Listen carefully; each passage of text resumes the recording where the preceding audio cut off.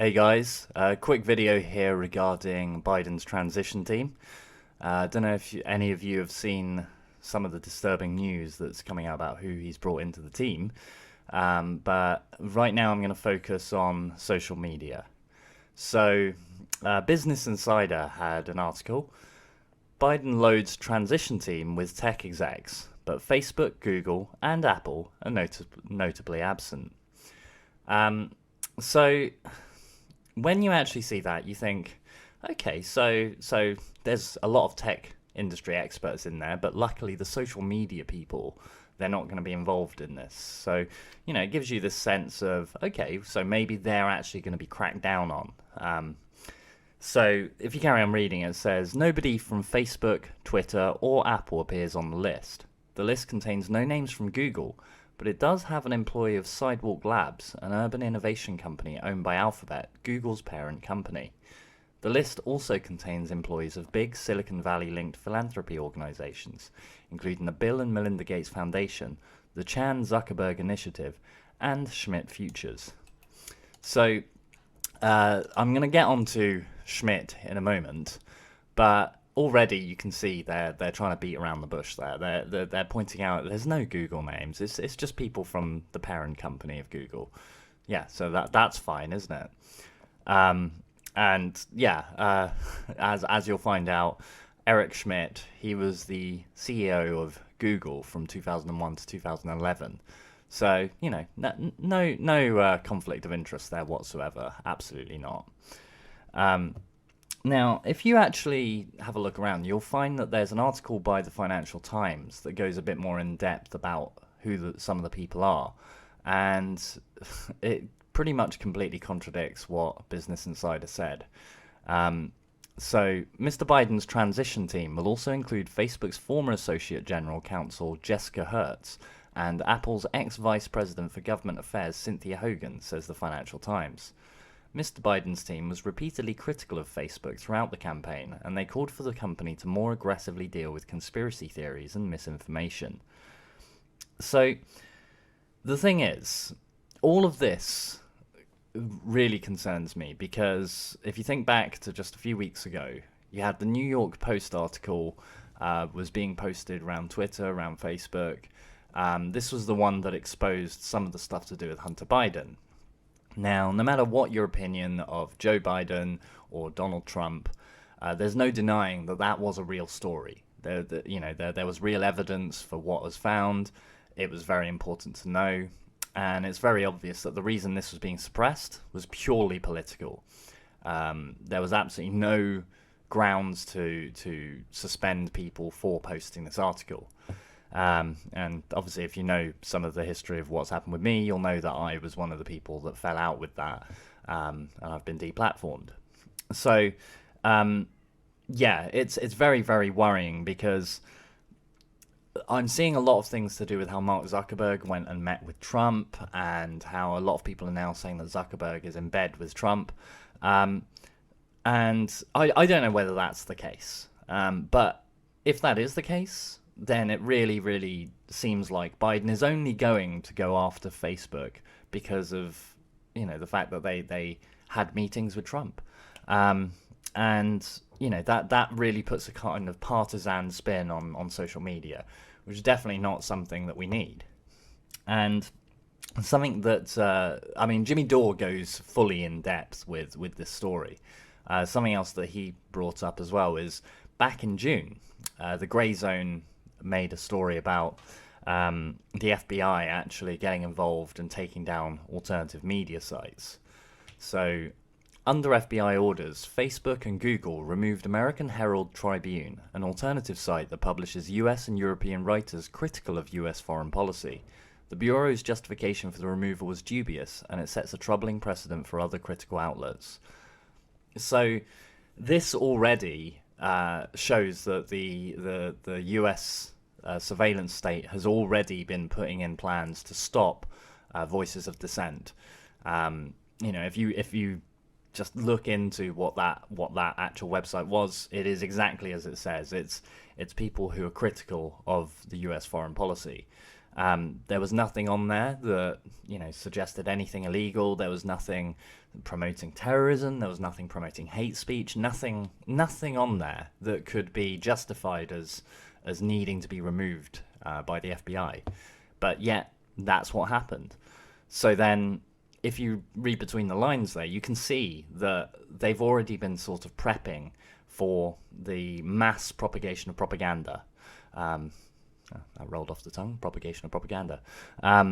And what they're clearly doing is they're clamping down on free speech.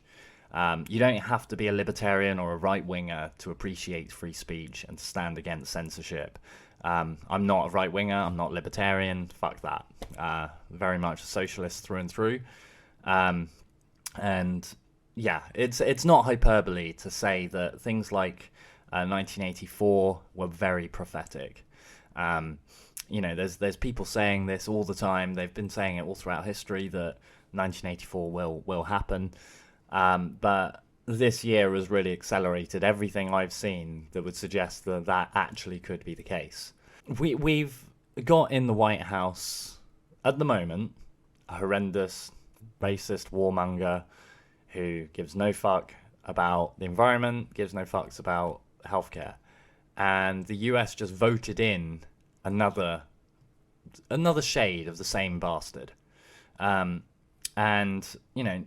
they're going to keep using identity politics to try and cover up their corruption, to try and cover up how much they're actually going against what the very people who elected them wanted. It was very telling that it was something like 89% of Democrats wanted Medicare for all, wanted a universal healthcare. And on a Fox News poll, something like 72% of Fox viewers agreed that universal healthcare was needed. And that's Fox viewers. That's the very people that supposedly are against helping the poor, against helping the sick, according to the Democrats. And yet, obviously, it's not on the platform. It's never going to be on the platform. The only way it was ever going to be on the platform was if they elected Bernie Sanders. I don't know if any of you know my feelings on the man, but it's great that he started a movement. It's great that he, really brought these issues to the table. But the fact that he just completely caved and just started promoting Biden, despite the fact that Biden was proud of the fact that he beat the socialist. In his own words, he said, I beat the socialist, in a way to placate all the people who are worried that he's going to bring socialist values into his administration. I mean, it's just mind-blowing that Bernie Sanders caved like that. He completely became a cuck. And, that's going to offend a lot of people who still absolutely love the man. But it's true. It's true. I mean, it's worse than what happened with Jeremy Corbyn. Jeremy Corbyn, he did cave. He did kind of give in to a lot of the centrists and the right-wingers and let Labour kind of get taken over. But the difference is he didn't stand there and tell you, I support Keir Starmer no matter what. He as evidenced by Keir Starmer chucking him out, he and Keir Starmer do not get along. They're not best friends like Joe Biden and Bernie Sanders seem to be. So yeah, that's why I'm so disappointed in the whole Sanders movement, because what could have been a great fuck you to the establishment, the fuck around and find out thing, ended up just courting loads of people into voting for Biden. And as I say, I've never seen Corbyn doing the same thing. I don't see him rallying people around saying, I may not get along with Keir Starmer, but you should all vote for him just to get rid of Johnson. There's none of that. He understands that voting for the lesser of two evils is still voting for evil. And that's absolutely something that I would never stand for. This is why the US needs a third party. You've got the Movement for the People's Party, you've got Jesse Ventura, you've got a lot of big kind of plans coming for that. And I'm hoping that in 4 years' time, the Democrats and the Republicans are really shown up by a third party. Same thing here. We're in danger of becoming complacent because Boris Johnson is quite clearly one of the worst prime ministers this country's ever seen. He's run the most horrendous government. and yet Labour are still trailing behind. As far as I know, I haven't checked the polls in a while, but they were trailing behind when, when Corbyn was in power. Blair was saying, "Oh, they should be 20 points ahead," and the fact that they're not is an indictment. Blah blah blah blah. But when it comes to Keir Starmer, he's completely silent. And the problem is, because Boris Johnson is so terrible, when we get round to a general election, it's almost certain that Keir Starmer's going to win. And it's just going to be the same as with the Biden team. They're going to basically say, we won without embracing any socialist policies. We won with pure centrism and right-wing policies. And that's what they'll continue with. And so you're going to have a lot of Labour members fighting Labour the same way they did all throughout the Blair years. But something tells me it's going to be even worse, because there's something about the centrists now. They feel so empowered by the Joe Biden win that they're not going to let any socialist policy come through. Absolutely none. They're going to be proud of the fact they're going to say, look, we've gotten here without socialism. Centrism is what's beating the right wing, and so they're going to be as complacent as that, and I do worry. In Britain we've got the Workers' Party, fantastic party headed by George Galloway. Whatever your opinions of the man are, you can't deny he's been a lifelong socialist. He's fought for justice for his whole political career, and he's not backing either of the two right wingers in office in America, or either of the two right wingers running for office here. So he's actually the only real voice against the mainstream at the moment. I'm just glad to have joined that party. I really suggest you check them out.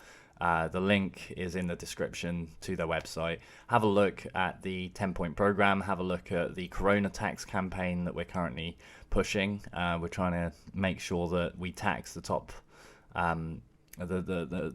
basically put a 5% tax on anyone earning over 10 million. It's not exactly, you can have some people saying, oh, you can't be focusing purely on taxing the rich.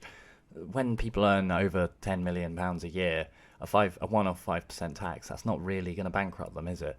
But think of the amount of help that's actually going to do.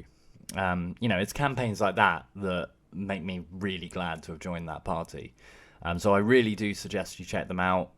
Try and ignore a lot of the centrists and socialists just kind of ragging on it, saying, but George Galloway and Farage and George Galloway and Bannon. If you know anything about the man, you'd know he doesn't stand with racist people. He doesn't stand with right-wingers. He purely used Farage as a platform to push for Brexit, a socialist Brexit, so the very same thing that Tony Benn had been fighting for all those years. I'm not going to go all into detail, but there's so many smears out there. All you have to do, just ask the man. Ask George Galloway. Don't go up to him accusatorily, but if you honestly have any, doubts about anything that he's done, just simply ask him. Just say to him, look, I'm quite interested, but I do have my reservations. What about this?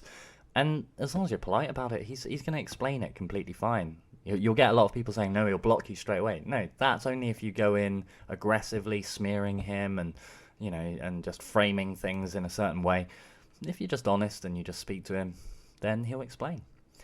Anyway, gone off on a bit of a tangent there. So, as I say, check out the party and make sure that you actually get involved in movements to actually stop Labour and the Democrats from, basically just completely taking over and saying we're not going to give a shit about any left-wing policies because we're in power now. And that's the thing that we have to fight to stop.